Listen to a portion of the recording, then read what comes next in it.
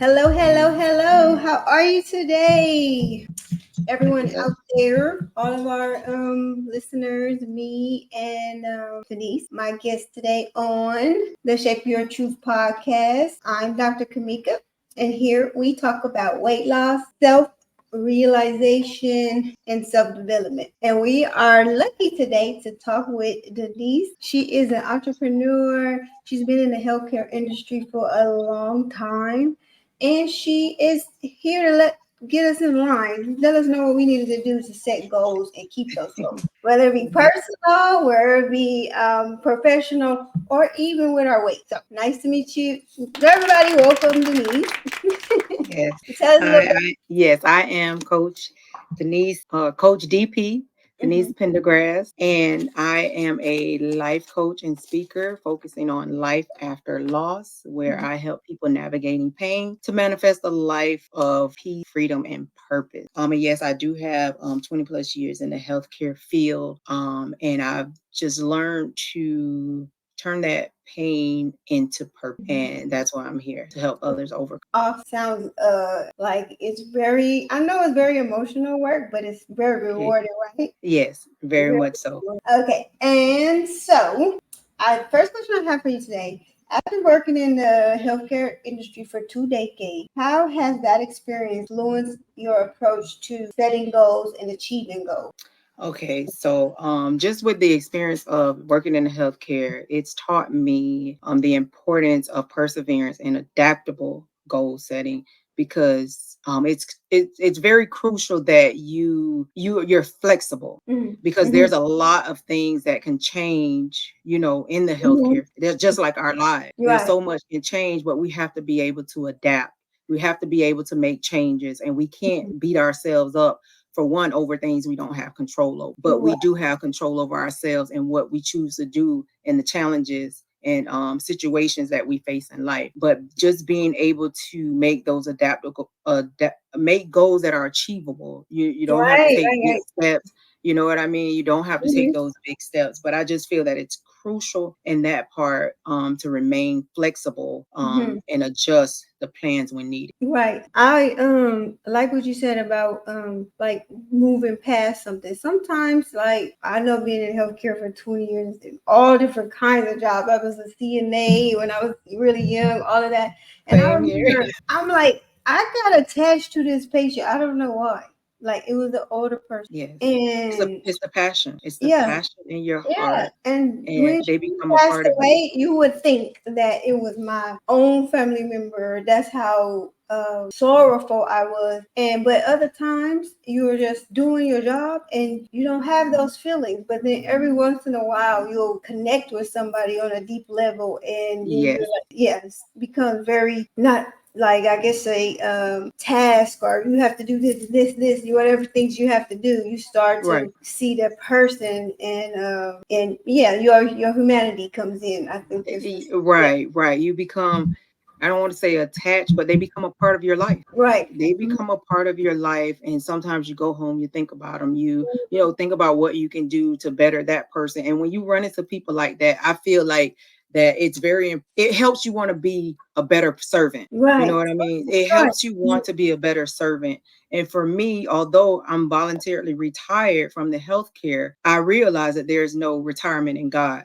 So I have to continue to Mhm. serve. I have to continue to do the work that God have called me to do. And in doing that, I have to continue to, keep my faith going. I got to keep moving, Mhm. So yeah. Well, your story is definitely one of resilience.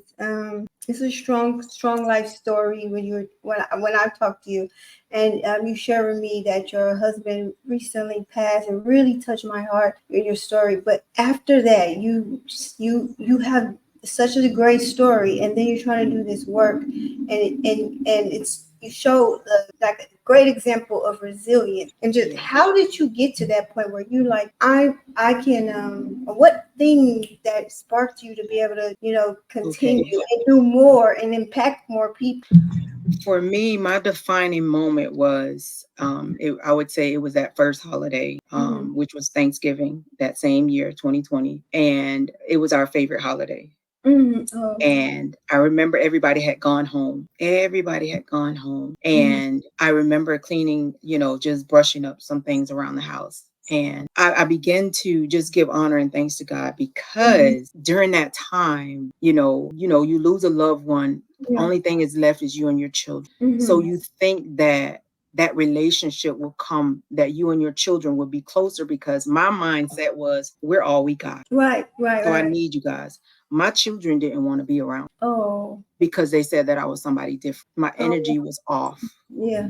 That's what they told me. My energy was off. And I think that also held me in my grief even more. We did the spiritual counseling, and I let my pastor know that wasn't enough for me. Right. But when I went to counsel, I realized that part of my counseling, part of my grief, it was valid, but I just needed help to manage those feelings and, to learn how to be who I am, back to who I am. Because when I lost my husband, I lost a big part of who I was, and I didn't know who I was without him. So I had to get back to who I was. But that defining moment was one day I was walking upstairs, and I walked upstairs. As I began to walk upstairs, it felt like a ton of bricks hit me. I could barely breathe. I mean, literally to the point where I had to start crawling. I couldn't walk anymore. Oh. And I remember on my knees crawling on that second set of stairs. And I said, Lord, if you take me now, I'll be okay. Oh. And the Holy Spirit immediately said, no, not yet. Praise God. Yeah. So when I look back to that moment, I remember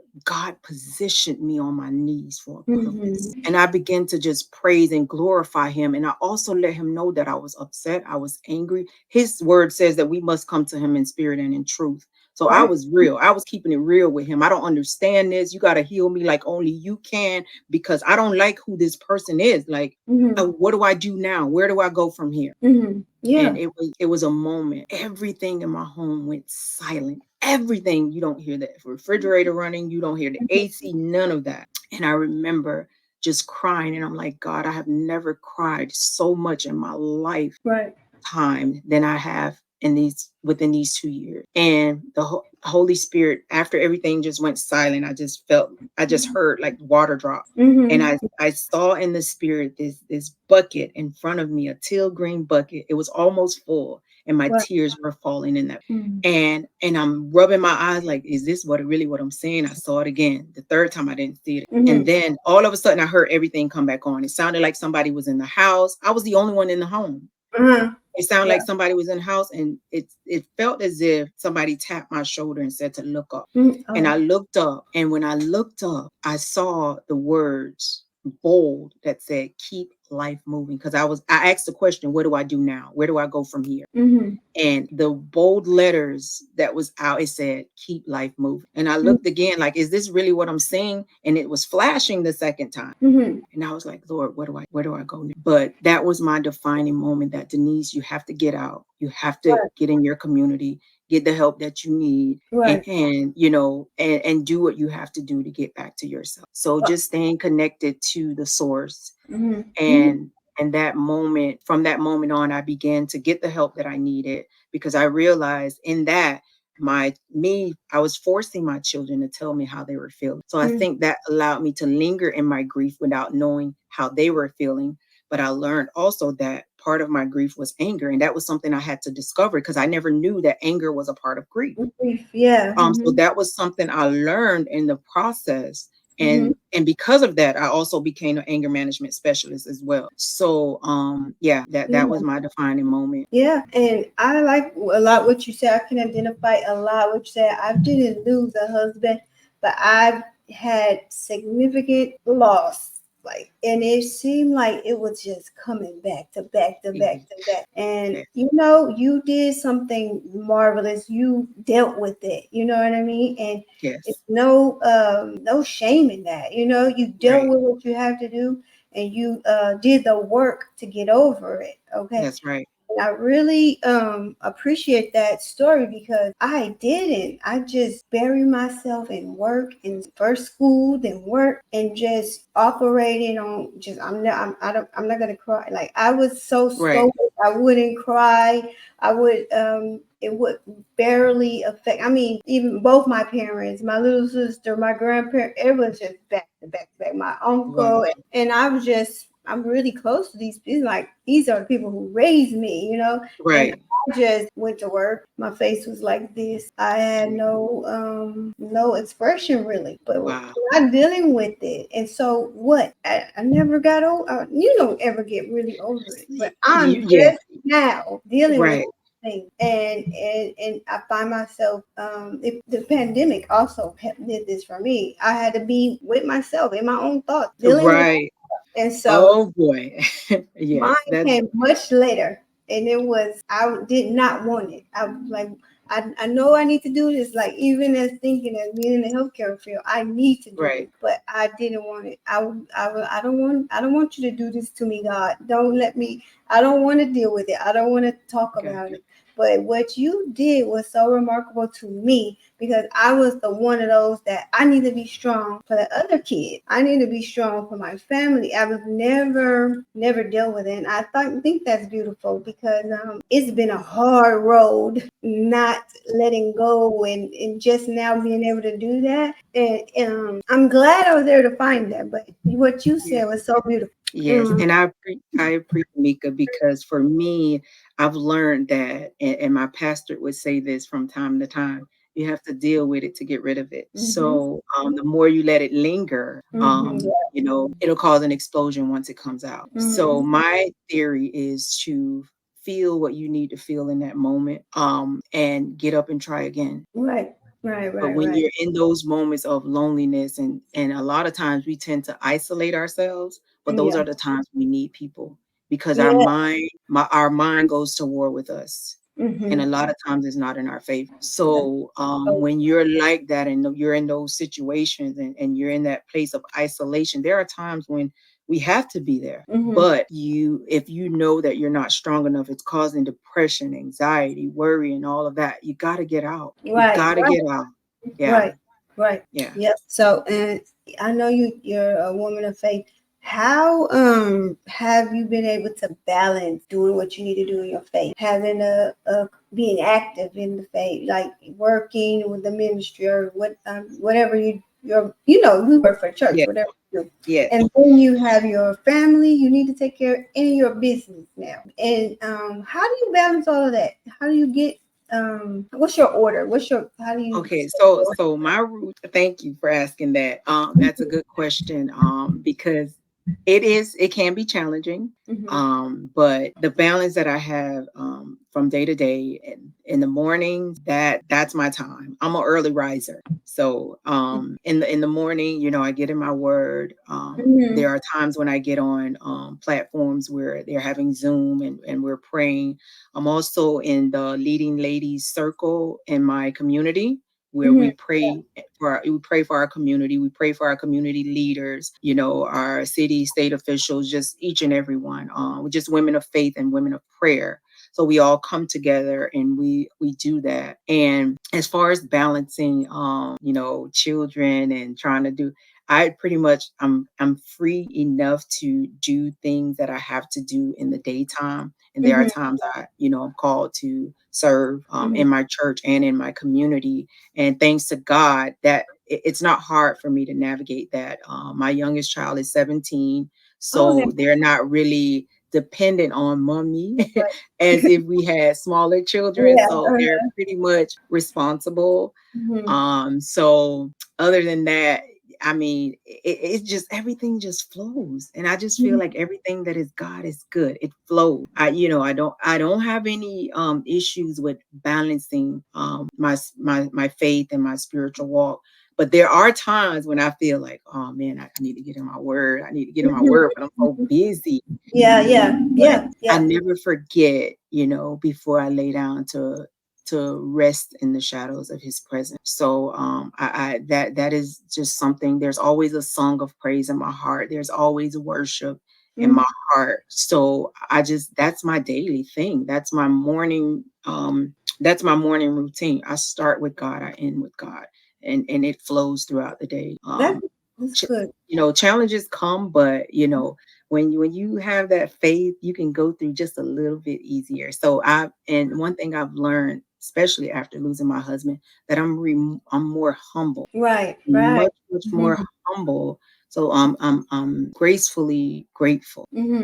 So that's one way I know that my faith has grown. I'm more humble. And I don't respond like I would normally, because I'll go from a 0 to 100 real quick. But Yeah. now I have,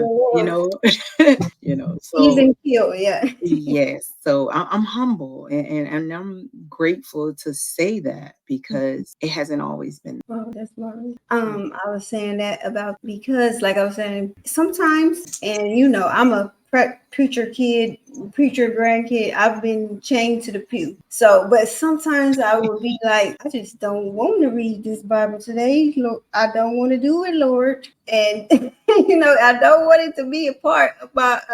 I had to admit that, like, I don't want this to be in my regimen. And I don't want to discipline myself to, and then so I don't know if you have ever had struggles like that where you like know you need to do this. This is medicine for your soul too, but you feel like you just don't want Don't to want to do it. don't want to do Of course, I have been there on many occasions. it. Because, and it's like day in and day out, you're busy throughout the day, and you feel like, no, I need to make time. You riding around, you got a Bible in your car, you got a Bible near your bed, you got everywhere you got a Bible. So really ain't no excuse. Right, on So your phone. right. And sometimes for me, it's like, I'm like, okay, they got these little apps. Let me just get a little word in. But then I started like, you know what, Denise, you don't even remember what you just. And I'm like, you got, because that's why you got to study to show thyself approved. Yeah, You you really just gotta, yeah. so just to satisfy you. But Mm-hmm. that inner work has to be done, which means we Right, have to spend quality with right, him, and make him priority, right. but it has been times where I've struggled and I felt like, dang, I didn't get a chance. And it makes you feel bad. Mm-hmm. Like, feel like, oh man, and God just been blessing me and Right, all this right. stuff, and I ain't got no time. But I really don't think God judges us. Like, I just don't feel that He judges us as hard, because He said His ways are not our ways, His thoughts are not our thoughts. So No. it's like I just, I just don't feel like He, because like you said, you're a PK kid, Yeah.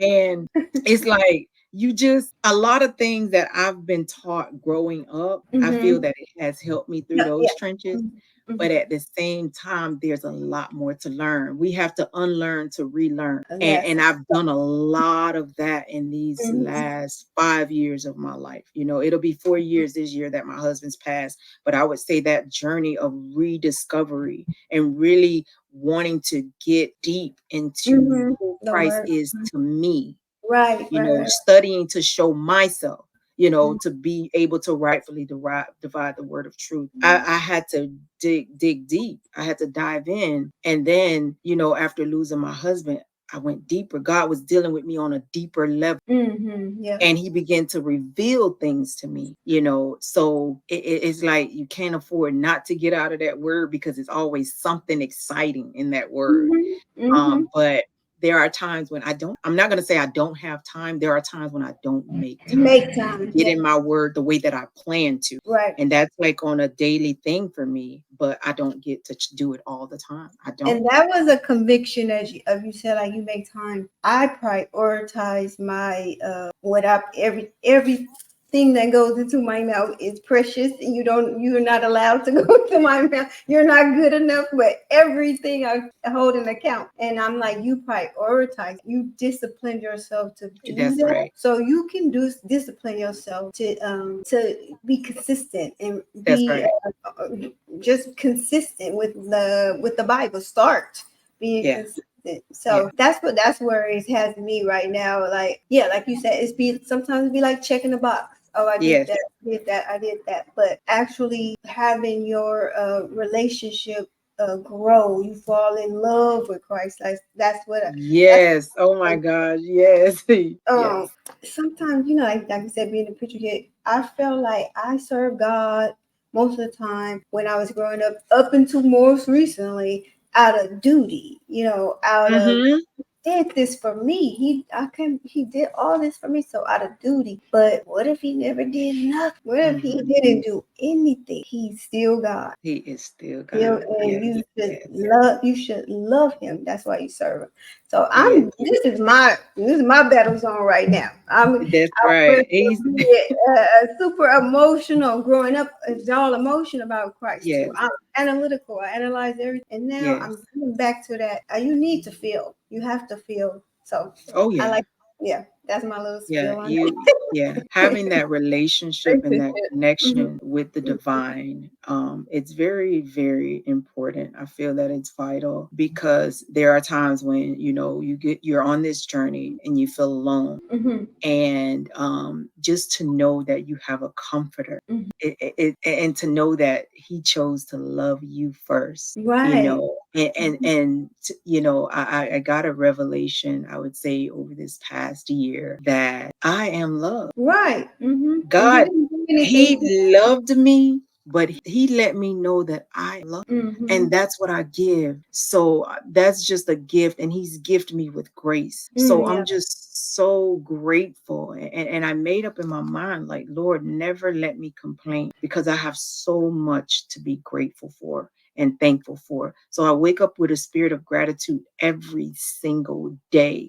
But if I complain, Lord, lead me back to that place where I need to be. Bring back to Mhm. my remembrance to get me back on track so that I can be used by you. Because a Right. lot of times we get overwhelmed with a lot of things that's happening. But I Mhm. must say, over this past year and a half, God has given me such a spirit of peace. And I've been able to serve in that gift of love, patience, peace, kindness. And Mhm. it's such a wonderful feeling. I Right. can't even explain it. I can't explain it, but it's such a beautiful feeling. Right. And yeah, I just want to be a part of helping people find that as well as how much they if they lose weight or if they Right. deal with their health. So that's the question too. With all this you got going on, and I know with the grief and everything, did you keep up with like your health, your not just your mental health, but your physical health? Sometimes we like forget. We don't make time for that either. So how did you prioritize that through that the grief process, and now we're starting a business and getting everything on track and doing your speaking and all of that? I love that question. And for me, it was very emotional for me. After losing, because I'm a person that's very active. I go work out 3 to 4 times a week, sometimes more than that. So when my husband passed, I couldn't. I Mm-hmm. couldn't. I could not build up enough energy to go to the gym, to go Mm-hmm. in my backyard. I have a weight room. Like, Mm-hmm. I could not build up, although I had everything around me. It just still was a part of me that just couldn't move. Like, I, Mm-hmm. I just couldn't do it. I would sit in the backyard. Mm-hmm. I get dressed, everything, and I couldn't do anything. I would just cry, cry, cry. I saw that I was losing weight, Mm-hmm. Yeah. and it looked unhealthy Mm-hmm. Yeah. because I couldn't eat, and I would go to bed late. I wasn't getting the proper rest that I needed. Mm-hmm. So I had gone to this event, one of the maybe a year and a half later or 2 years later, I had gone to this event, and they had an event where it was a community event where 2 days out of the week you move with the mayor. Mm-hmm. And that's a community of people together working out. And well, before that, I actually, when I was working, what I did was I was like, okay, I got to work out. Maybe if I bring my clothes with me and Mm-hmm. change before I leave the job, okay, Mm-hmm. then I'll walk. I'll do that. So every day though, I would walk in the parking lot around at work. I would walk the parking lot. Before I left work, I would change my clothing, and Mm-hmm. then there's a park like on my way home, very wide open park, has lake view and everything. And I Mm-hmm. would just walk, even if it was 30 minutes. It went to 30 minutes, then it went to an hour. Sometimes it ended up being like an hour and a half, Mm-hmm. So that's what gradually gave me back the momentum a little bit. But once I joined with my community, that really got Mm-hmm. me on the level of, okay, you can go to the gym, you can do this. People were calling me like, are you coming out? Where you at? So I had people that was holding me accountable to be present. Mm-hmm. So that was a big part of getting back into that routine, because I did lose weight. It was Yeah. unhealthy looking, Wait. Yeah. but then I had to get back to who I was, and that's what helped. Yeah, I was thinking, so if like today, say, somebody's starting out with a new job and they got all these things, there's a lot of chaos in their life. What would you do? The first thing you would do to try to help them organize a little bit and just start getting some stuff on track with their goals and everything. What would you Okay, suggest? so what I would suggest is, for one, we would go through like your day. What is your day? I mean, from the time you wake up to the time you go to bed, we're gonna see what you're doing in that time frame. And someone having a busy day at work, like I said, I would walk the parking lot. That's Mm-hmm. part of exercising. Instead of, I know we rarely have much time to eat lunch and stuff like that. We don't want to gobble everything or whatever. You can meal prep, take a light lunch. You know what I mean? Do a meal prep, light lunch, and that little free time that you may have, use that time, because I feel like physical wellness also is part of it's part of it could be part of our healing. It could be part of Mm. self-care. It is exactly. Self-care. Yeah. Yeah. And sometimes we need that break away from all the work, away from home. Even if you just take a drive on your way home, on the beach, roll with the windows rolled down, and maybe park and just go walk. I Mm-hmm. feel like you can start by walking. I think that that is like the easiest and effective way of getting started. But yes, we would do a list of things, and those little open slots, we would see what we can do, in that time that you have, because a lot of people realize that, okay, when they come home, me being in the healthcare field, I would take my uniform off, in the other side of the house, and then come in and do whatever I got to do. Mm-hmm. And there are times though when I would just come in the living room and just sit, and I end up falling asleep. And a Mm-hmm. lot of times, or you're sitting in the car for a Yeah. certain amount of time before you get out and go in the house, and and sometimes we think like, dang, I just wasted X amount of time. I could have been in there starting dinner. No, self-care is not a waste of time. Sometimes we need time to diffuse ourselves. We need time to get back to us, to be Mm-hmm. able to take that hat off, Right. because we're Right. going to be putting on another one. You know what I mean? And sometimes in between that change and that switch, you need to take time for yourself. You Yeah. need time to breathe. You need time to, you know what I mean? So I feel like for me, walking was very important for me. That helped me to get back on track. So slowly, different places I would go, I would walk. Mm-hmm. If I had time, if I'm at a doctor's appointment early, I would walk around the parking lot, so different things like that. Those are things that you can do to get back on track. Meal prep, that's Mm-hmm. important. So you're not rushing all the time, because a lot of times we wake up like we gone. Mm-hmm. And then you So, forced to eat some. yeah. You don't have nothing. Yeah, forced to go to Mhm. the drive-through and some Yeah. quick fried chicken or something, when you should be eating that, Mhm. so yeah. How important were boundaries for you? I like to know in two portions with your grieving afterward. How important was boundaries? A lot of people come and they're well wishers and everybody, but then they leave and go. How important was you setting boundaries in that, and then setting boundaries when you're trying to have a goal and like with your career or with your even with your children, and you have something. Yes. How do you set boundaries? And how important is that?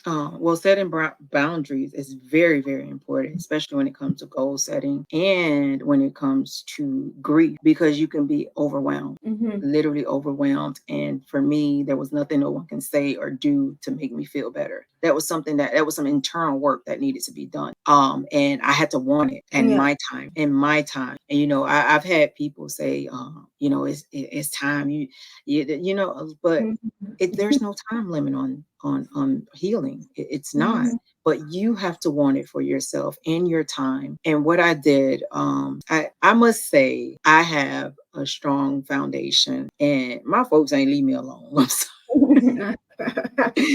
And there are times I felt overwhelmed, turned my phone off, and and I just did me, travel by myself. Like, and because sometimes you get too overwhelmed because there's Right. so many voices telling you to do this and telling you to do that. Now that's the time you need to isolate yourself and get connected to the divine, because so that he can lead and guide you. But just being like, for me, I have to just dismiss myself. You have to turn the phones off. You have to, certain conversations, you don't linger in those conversations. If that conversation isn't going to bring you clarity or growth in what you're doing and what you're trying to do, there's no need. Like for me, I found myself dealing with a lot of people that had suffered loss, new people Yeah. that I just met that suffered loss, and I was still grieving. I felt that I wasn't still enough to grieve. I was constantly on the go, on the go, on the go. But there were moments throughout the day when I just wanted to be by myself. Right. But I still found myself helping others that were going through a loss that I had, and I had a great loss. And it's Right. some people, like, they would never know just talking to me. But I then began to realize that what I've gone through wasn't for me. It was for me to help others overcome. And in that process, I felt I was getting healed from healing others or helping others. And I feel like we learn as we teach. And Right. I'm telling you, it was only by the grace of God that I was able to do what I was doing at the time that I was doing it. When I first started out, before I made the decision to say, okay, I want to be able to help. I see the impact that I have on people's lives, and people are really coming back to me, letting me know that I thank you so much. I don't know what I would have done without you. You helped me overcome this. You helped me overcome that. Now I can I'm more at peace. Like, I'm more at peace. I feel more free. Now there are things that I know that I want to do. You know what I mean? But that is just being in that place, just setting those, you have to set boundaries. And when it comes to goal setting, you really, really have to set those boundaries. Like I said, for me, it was easy for me to make a schedule, like Yeah. the things that I wanted to do. And like we were saying earlier, check off those boxes and stuff like that. And honestly, there were times I'm like, oh my gosh, I only got one or two things done on this list when I could have been started. And what stopped me was those people, Right. like different ones. And we're giving too much time to certain people when we need to be tending to ourselves, or tending to our business, because, you can help people, but you can't forget about who you are Right. and your needs, So that same energy that we give unto others and pour into others, we have to do that for ourselves as well. Yeah, I like to Setting say, boundaries help us do that. yep, I like to say, these are my non-negotiable. This stuff I'm gonna Right. do no matter what. And Yeah. if you can find time around that, Yes. Very important. this is non-negotiable. And I'm like, how come I could do that? At first it was hard. How come I could do Right. that for church? They know. Everybody know. You don't. I'm not doing nothing on Sunday. Everybody's trained to know. They're not gonna ask you to do like other friends, outside friends, out of the family. Of course, the family know. But Right. they know. It's like you train them to know that. I was like, I need to do that other areas of my life too. I am working out at this day, this time. Don't bother me. Like right now, I'm like, I am filming right now. Don't bother. You know what I mean? That's Setting right. those Yeah. boundaries, like, yeah, Setting because boundaries. it's Yeah. important to me. You know what I mean? Yeah. So Mhm. I feel like that's what I've been telling.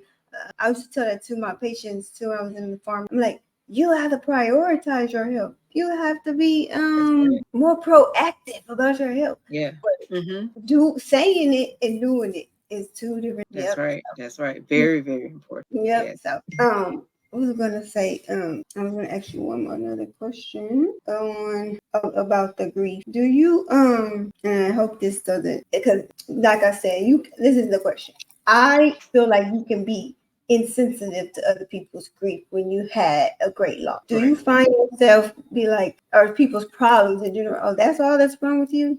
Oh, you only had that happen, and you know what I mean? And I have to fight that. I'm like, this is people's this is new for them. You know what I mean? They're living it right now. Do you find yourself like kind of getting numb to like, because you had such a great loss of other people's issue, like, Um, oh, I must say, wow, that's a good question. But for me, No, I don't get numb to with the people that I deal with. I don't get numb to the things that they're going through, for one, because I understand the process. I Right. understand that there's no time limit on it. I've had people say that, you should be dating now. You need to be doing this now, Mhm. or whatever, or Mhm. you talk about your husband like he's still here. I've had people say these things to me, and Mhm. which was kind of hurtful, but Mhm. I began to understand that you haven't been where I was. But Yeah. for me, so I kind Mhm. of, I'm not a person that's easily offended. Mhm.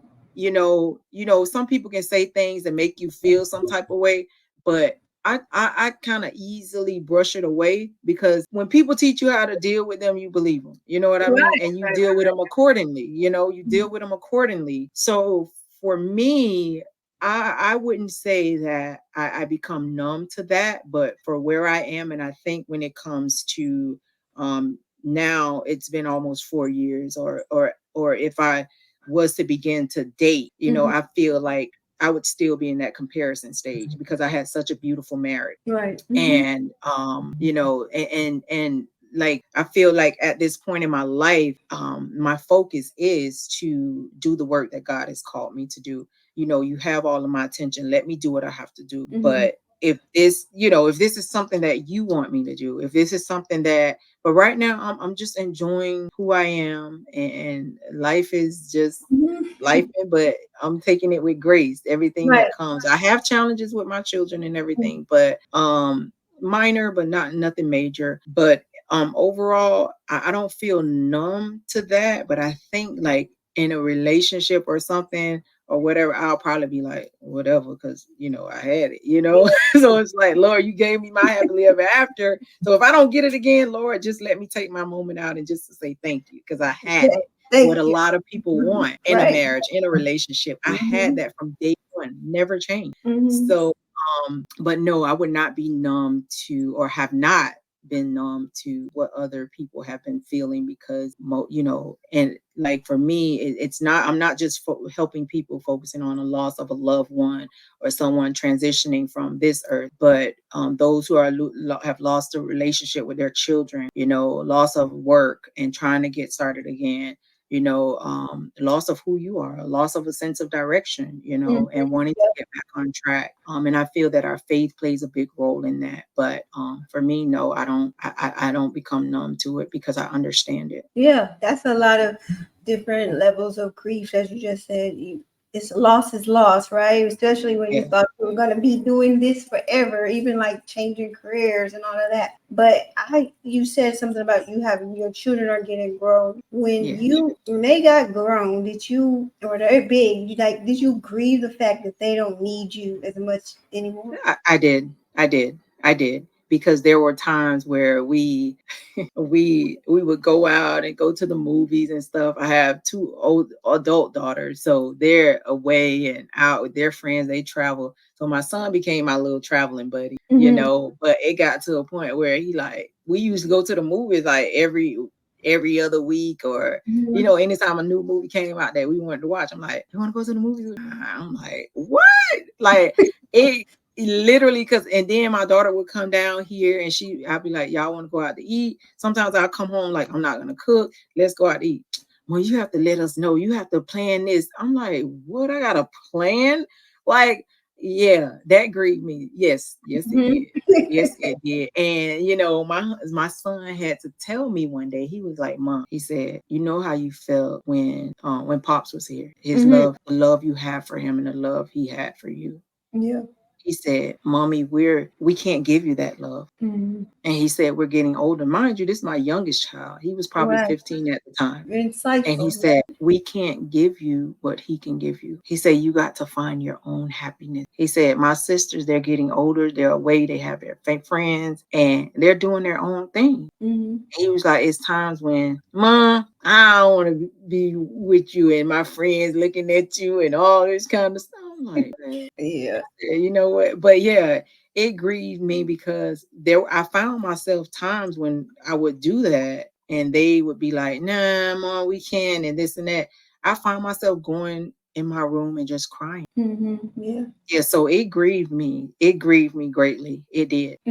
I can see that. And so, what would you recommend, like on a manageable everyday basis? Like, what would you recommend to do to have a little self care, like every day, or a more significant one during the week, or maybe something big during the month? How would you? How do you manage to get your self care? Okay, for me, I manage self-care through workout. I do my workout. That's a morning routine for me. I work out, I go for walks, I go for runs. That's like one of my main self-care things that I do. I go for walks on the beach. I make time. I used to go at night, but I started kind of going early morning also. So that sometimes those are times when I get my workout on too. I would travel. I've been trying to make it my plan to travel, get a vacation in once a month Oh, good. Ooh. of the year.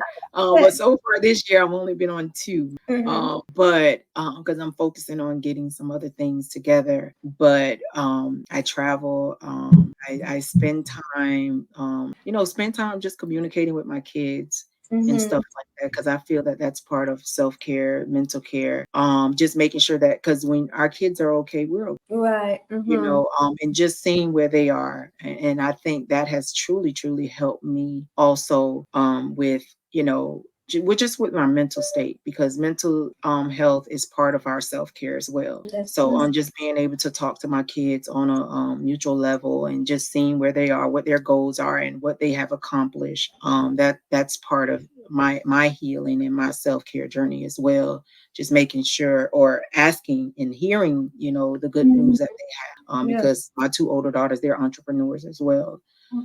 So, but yeah, I take time for myself. I go to the spa. I try to do a massage once a month. Also, once every month, I'll get a massage. Get my nails done. Foot spa, and those are things that I do. I get in my word. I sit in my backyard, put a blanket out there, and just sometimes I have a little picnic by myself, where I'll just sit out there alone. And that's what I do. Or sometimes I'll just sit and rest in God's presence, read my word. That's part of my self-care. But most of the times I'll try to like get away from home, go to a park or something like that. But my little sacred place is in my backyard, just sitting with nature and just seeing the beauty of God's holiness. That's a big, huge part of my self-care. Just being able to unwind and rewind. Yeah, that has to be part of our goal setting. That's awesome. What is your program like? How can we get into your program? How can we enroll? Okay, you may follow me on Instagram at push.precious, Precious, and on Facebook, Denise.Pendergrass, and that's Pendergrass. And my contact business phone is 954-383-7834. And my question I've been meaning to ask everyone: what are you reading? I'm reading this. Oh, you're reading that. I have actually, okay, so I'm reading now Who, Not How.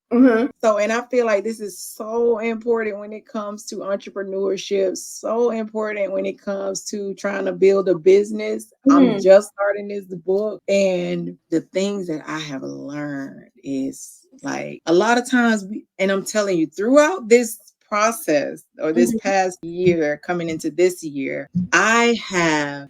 Oh, and it's Who Not How by Dan Sullivan and Dr. Benjamin Hardy. So I've learned that a lot of times we beat ourselves up about trying to get things done. How I'm gonna do this, how I'm gonna do that, not thinking it's not how, but who can help me. So that's a big part of it. And sometimes we have to pay to do the work that we have to do. Yeah. So you Yeah. gotta put in that time, you gotta put in the money, Yeah. when you pay more attention, right? I'm trying to tell other people that too. Like, if you haven't spent, you're like a workaholic. I would tell the other people, you haven't spent time with your daughter. Get somebody to clean up and go spend time with your daughter, because you need to be making time for that, and you can Yeah. outsource that. And I feel like a lot of women do that. They think they need to do all the things. They need to be the cook. They need to do the laundry. They need to clean. If it's not them, then they don't feel right, because that's just Right. how it's set up society. But we know that a lot of those emotional things didn't work back then. So Right. yeah, so that's why I try to say, who cares if it's you or another person? Right. Right. You're Right. cleaning up and get it, outsource it. That's what I like to think. Yeah, yeah. And that sometimes you have to do that to stay Mm-hmm. sane because we all deserve a break.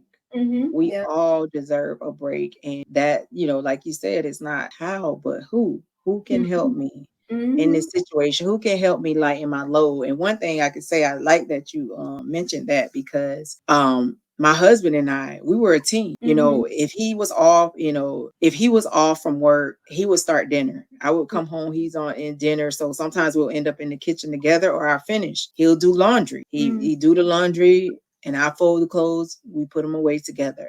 So it's just, when you're in that relationship, you got to help one another. You will helpers one to another. So Mm-hmm. you shouldn't have to do everything on your own. Like you said, outsource, Mm-hmm.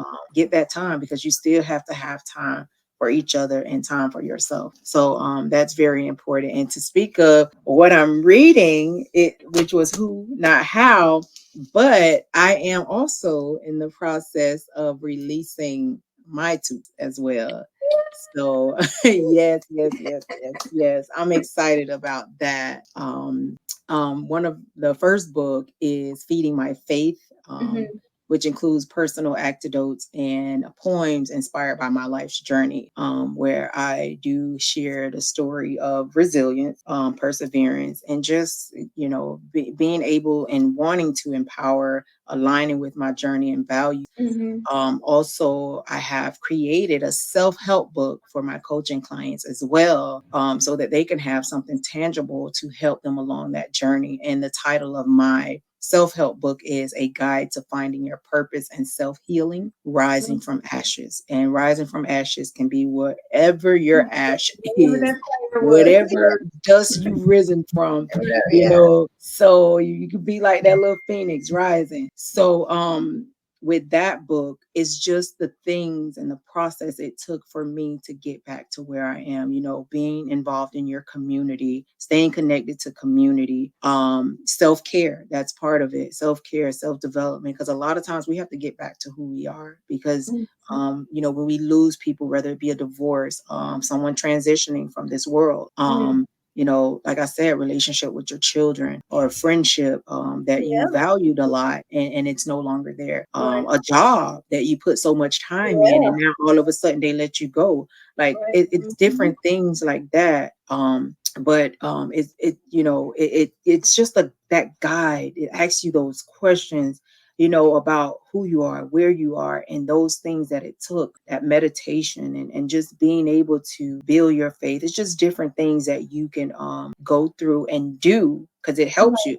Right. Different things that you can do, and there's encouragement in here, Mm-hmm. so that to help you along that journey of healing and self-discovery, because I feel like it's in all of us. It's in all of us to change, and we can Right. change for the Right. better. We don't let our past define us. And I'm just so grateful and gracefully blessed. I'm very proud of who I've become Mm-hmm. in becoming, because this has truly been a journey. I'm very excited. My release date is July 26th. Yay. And yes, and I chose that date because that is the date of my husband's memorial. Oh, good. And I just wanted to do something in his honor. He was aware that I was writing the book Mm-hmm. before he passed, and I read to him what I thought was the last chapter, but it wasn't, because in that last chapter, titled Gracefully Broken, I decided to share my story with him through the COVID process. So I just hope that it brings, Mm-hmm. enlightenment to those who read it, and that they can relate to those stories, and also see the resilience,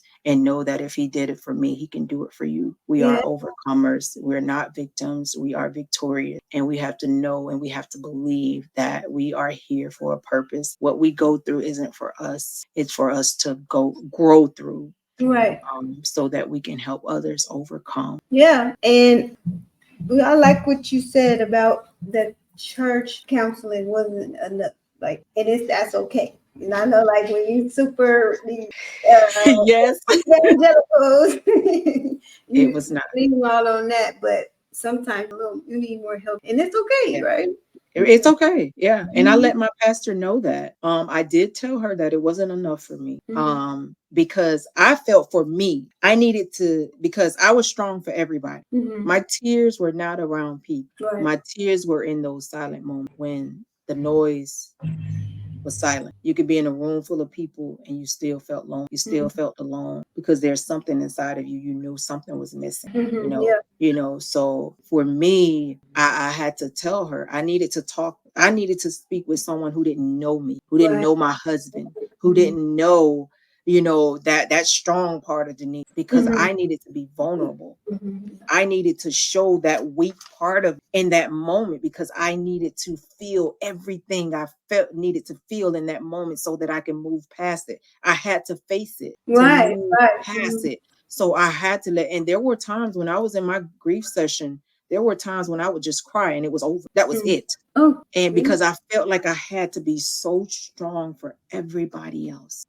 I had to put on a face for everybody, especially my children, Yeah. and it was a lot, but being able to talk to someone who didn't know my history other than what I told them, and to be able to, guide me back to Denise. Right. Because in all of this, I realized that the only person that I lost and needed back was me. It was me. And that's who I had to ask God for. Me. Like, Yeah. who am I now? Right. So now I'm in the process of living the life that he has, New living normal. the life and the purpose that God has for me. So listen, and I'm just so grateful. I'm so thankful. God is just so awesome. He's a huge part of my life. He's my plan A through Z. Yeah. Truly. All right. Truly. I agree. Amen to that. Hallelujah. So you listen out Yeah. there, church folk, that don't think you need to go to see whatever it is, it's like, or even talk to the pastor. Right. You got to do some work. You do. You do your work. So You do. Denise Pendergrass, Yeah. she helps people with grief. Church people, you Yes. need to find Sister Denise. Okay. Because I know a lot of y'all that's walking around here barely holding it together by one little thump and you're broken. So That's true. go see Denise, as soon as possible. I'm here. Okay. Precious, unique serving hands. I'm here to serve you. Right. That's my thing right there. So I did not come to be served, but to serve. Exactly. And that's the word. Wonderful. Thank you so much, Denise. And I done talked your head off over here. Thank you, Kamika. You gotta It's been a come pleasure. back. You gotta come back. Definitely. And we're gonna get into these 20-year health careers and see what that's about. Okay. That's All right. fine. I'm all ready for it. I'm ready for it. Okay. Well, praise the Lord, saints. We just had church, but we're in dismissal. It's been a pleasure. Beautiful. Thank you. It really has. Thank you for having me. I appreciate it very much. No, thank you for coming. And she willingly came, so I really appreciate that. I didn't have to beg. Thank you, guys. Yes. All right.